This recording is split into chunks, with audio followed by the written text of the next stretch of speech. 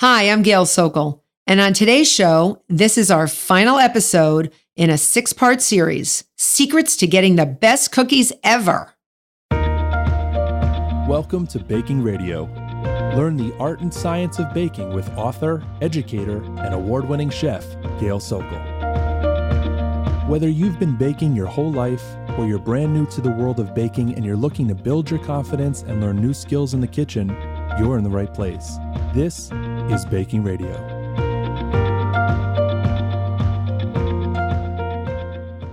So we've completed our mini-series on cookies, and we've discussed the 8 basic cookie types over the past 5 shows. I've even given you 8 great cookie recipes that I really hope you'll try. They're very representative of each type of cookie that we talked about. So in this last show, I would really like to give you my special tips, all my secrets to getting the best cookies ever.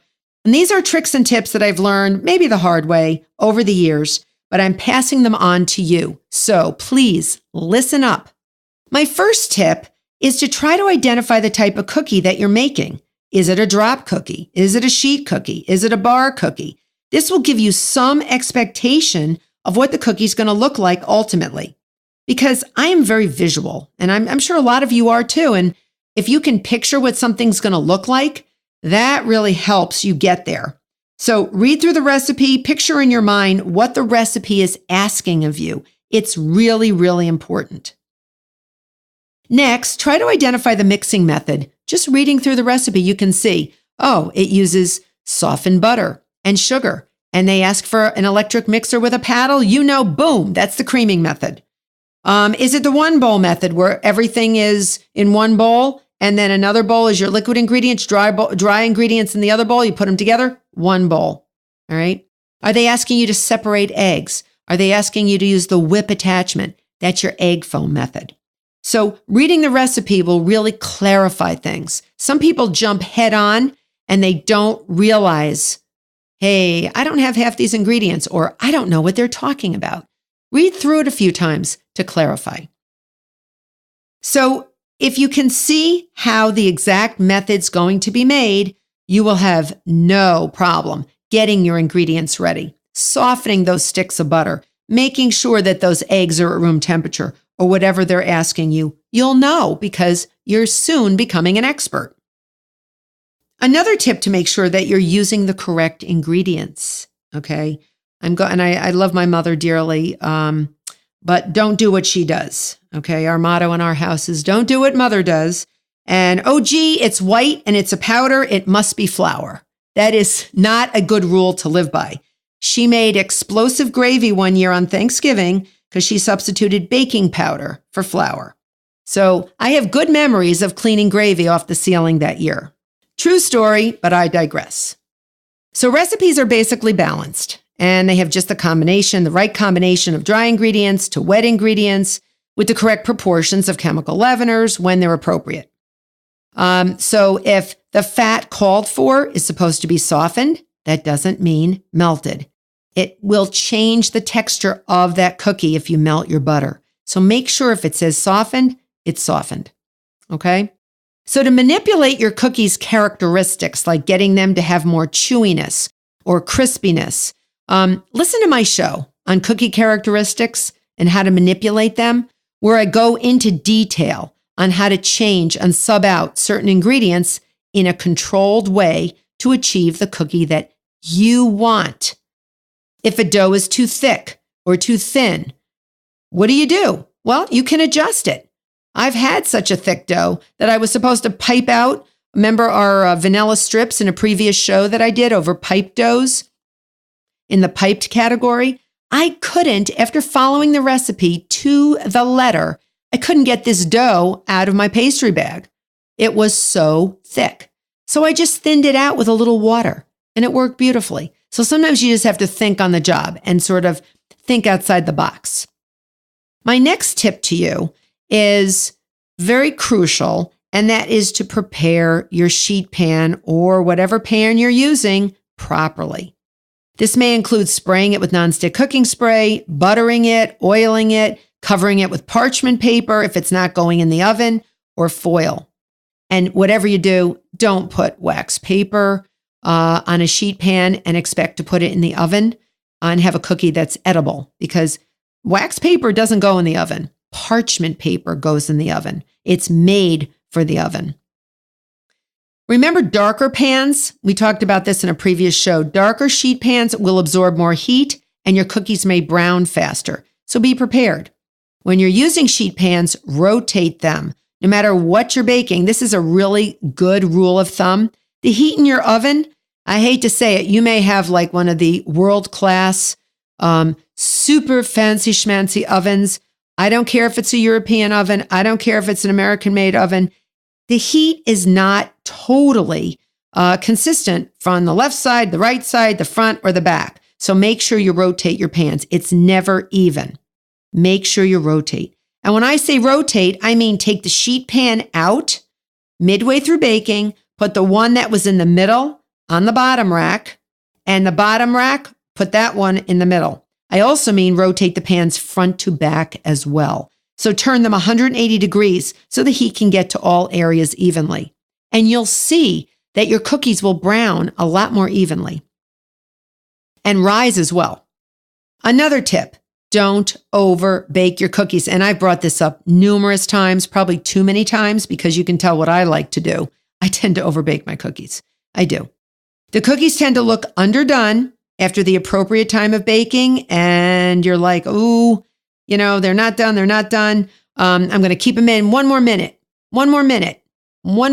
and it's all over. They're hard as a rock, because as they cool, they're going to turn into hockey pucks, and they really will get too over brown on the bottom. So have faith that as they cool, they will firm up. If they don't firm up, you can always throw them back in the oven for a minute or two, but remember, they will firm up, especially if you like chewier cookies. You don't want to overbake them. Gently feeling the cookie with a finger can give you an idea of doneness. Sometimes chocolate chip cookies, for example, look raw when you take them out of the oven. But if you wait several minutes, there's carryover cooking. You know what that is. When the cookie doesn't stop baking just because it's not in the oven anymore, it's hot as anything, and it's still at that 350 or 375 degrees inside it, and it takes time for it to cool down. So there is some continuance of baking. So make sure you just give it a chance. My next tip, some rolled cookie doughs tend to be so soft. For instance, gingerbread dough. All right, gingerbread dough. I have a favorite gingerbread dough that I love to use for gingerbread houses. And I've made these many years for kids, my kids' programs, and I love it. It doesn't roll out well because it's so soft. So I have learned over the years how to sort of finagle. So I take my big sheet pan, I flip it upside down again, and I've mentioned this before in previous shows, flip it upside down, and then I grease it with whatever you want, oil, nonstick cooking spray, rub it around with your fingers. Then I take a hunk of dough, in this case it's gingerbread dough, and I roll it with a floured rolling pin, roll the dough out to the actual thickness that you want. And then I use my cookie cutters or my guide, if I'm cutting a house out or whatever, I will use my stencil, cut it, and then remove the excess dough right then and there. Don't try to pick up the thing that you've cut out that you want to save. Remove the excess dough. It's easier to remove it and then bake the shape of whatever you want, let's say a gingerbread man or the side of a house, on the bottom of that cookie sheet, and just remove the excess dough. It's so much easier. And it has really saved my gingerbreads many years. I've just developed that thing. And maybe some of you are doing that. So just turn your world upside down. Okay, it really works. So my next tip is when you're spreading a sheet cookie batter into a pan, it can be challenging. If you want to prepare your pan, remember what I said when we talked about our blondies in a previous show, you want to grease the bottom and sides of this pan with whatever, your grease of choice, oil, butter, nonstick cooking spray. Then use your aluminum foil. You can even use parchment paper, but I do like aluminum foil inside the pan to line it. Be sure there's some excess overhanging on 2 of the sides, and then grease the bottom and sides again on top of the foil. This will make getting it out unbelievably easy. I pour the batter into the pan, and then I do use an offset spatula, and I sort of evenly spread from one side to the other, and I rotate the pan. I actually rotate it in a circular fashion till I get an even batter. And if you use an offset spatula, the one with the rounded tip, it makes it that much easier. So you may want to invest in one. It's sort of a cool little tool. So once baked, I chill that pan, whatever it is, that type of sheet cookie. I chill it, and it makes cutting that much easier. I chill it for several hours if you can keep your hands out of it. And sometimes it's hard because they're so good, but it will make cleaner cuts. So when you want to take a sheet cookie out of the pan, you want to make sure that you grab that excess aluminum foil, or if you use parchment paper, just gently grab it. Remember, it's been chilled, so it should come out in one fell swoop. If you need to cut around with a knife, do it. And then bring it gently into some sort of a surface to cut it on. A cutting board, for instance, and then use a sharp knife and cut into whatever shape you want, squares, rectangles, diagonals. And the cookie won't fall apart. It'll be beautiful. The next tip is you can freeze cookies, and they can last in the freezer for 3 to 4 months. The only type of cookie that you can't freeze is a meringue-based cookie. When you want to freeze your cookies, cool them completely. Never freeze a warm cookie because they'll steam and they'll get wet from the condensation. Place them in an airtight container in layers. Make sure you put wax paper separating each layer.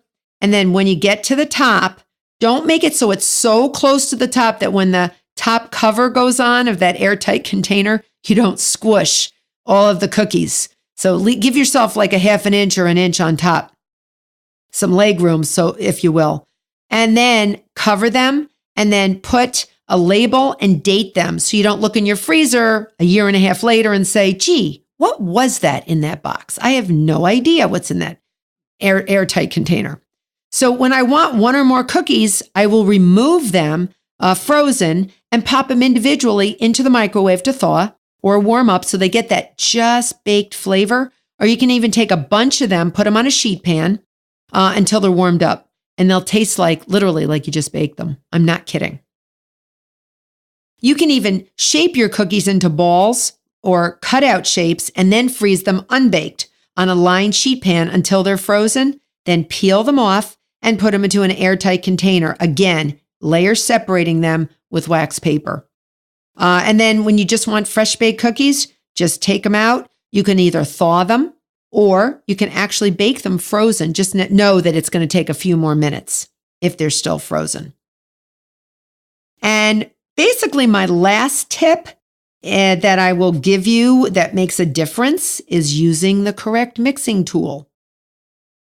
I recently heard from a listener who was having trouble with the texture of her cookies. I asked her the mixing method that the recipe was calling for, and she immediately said creaming, so she knew what she was dealing with.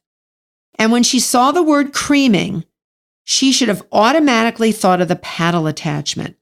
And unfortunately, she used the whip attachment, probably without even realizing it. It's a common mistake. But that whip attachment, the thing that looks like a whisk, is only for whipping cream and making egg foams from egg whites. Don't be tempted to use it for something like a cookie recipe unless the recipe calls for it. And in all my books that I have authored, I always say what attachment to use. A lot of recipes leave it up to the person reading them to know. And some people don't know what to use. So there's a lot of bad recipes that are not written properly. If you find one, I understand what you're going through. So I was glad that I reached out to her because her cookies were puffing up too much because she was really adding too much air into the batter. So it was puffing up and acting almost like a puff cookie instead of a soft and chewy cookie. It was really puffed and cake-like, and she didn't like that. So I understood it. I understood what she was going through, and we saved her cookies. We saved the day. And I hope you try all 8 types of cookies, all 8 categories, and you make some of the recipes that I gave out because they're wonderful. Thank you so much for listening to Season 1 on Baking Radio. I have so enjoyed spending time with you each week. I am so excited to announce that I am developing a new video series, and I'm going to be exploring some of the same baking subjects from the podcasts, from my 2 books, and I'm going to be teaching you so much more. I hope you'll tune in to my new baking show at gailsokol.com.